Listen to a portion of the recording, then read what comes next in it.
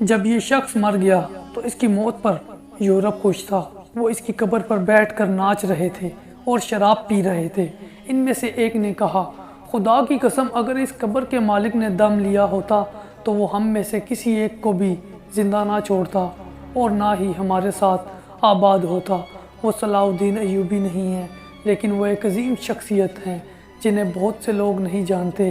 یہ ابرو منصور تاریخ اس کے بارے میں بتاتی ہے اور کہتی ہے، جب کمانڈر الحاجب المنصور کا انتقال ہوا تو تمام یورپ اور فرانس کے ممالک اس کی موت کی خبر پر خوش ہوئے، یہاں تک کہ کمانڈر الفانسو اس کی قبر پر آیا اور اس کے اوپر ایک بڑا خیمہ کھڑا کر دیا۔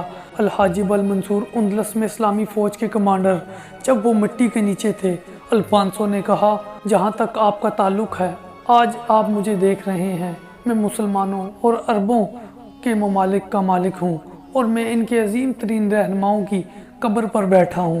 حاضرین میں سے ایک نے کہا، خدا کی قسم اگر اس قبر کا مالک دم کرتا تو ہم میں سے کسی کو زندہ نہ چھوڑتا اور نہ ہی ہمارے ساتھ آباد ہوتا۔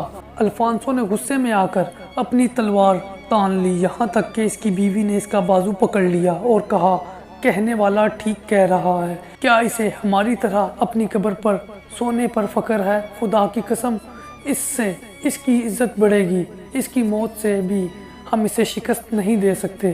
تاریخ اس کی جیت کو ریکارڈ کرتی ہے جب وہ مر چکا تھا۔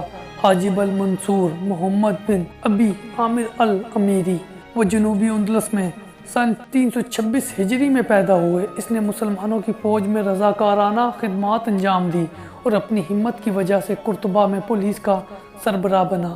پھر اپنی ذہانت کے باعث اندلس کے حکمرانوں کا مشیر بنا، پھر اندلس کا شہزادہ اور فوجوں کا ایک کمانڈر۔ اس نے اسلامی فوجوں کے ساتھ 50 سے زیادہ لڑائیاں لڑی، جن میں اس نے سب میں فتح حاصل کی، اور اس نے اپنے جھنڈے کو نہ تو گرایا اور نہ ہی شکست دی۔ اس کے قدموں نے ایسی زمینیں روندی جنہیں کسی مسلمان نے نہیں روندا تھا۔ اس کی سب سے بڑی فتح لیون پر حملہ تھی، جہاں یورپی افواج لیون کی فوجوں کے ساتھ جمع ہوئی۔ ان ممالک کے اکثر لیڈر مارے گئے اور ان کی فوجوں کو پکڑ لیا گیا اور اس ظالم شہر میں اذان دینے کا حکم دیا۔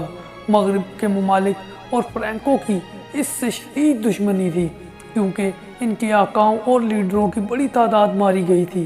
وہ اپنے گھوڑوں سے اتر کر جنگ کے لیے دوسرے گھوڑوں پر سوار ہو رہا تھا۔ وہ خدا سے دعا کر رہا تھا کہ وہ محل کے کمروں میں نہیں بلکہ ایک جنگجو کی طرح مرے، اور وہ اپنی مرضی کے مطابق مر گیا۔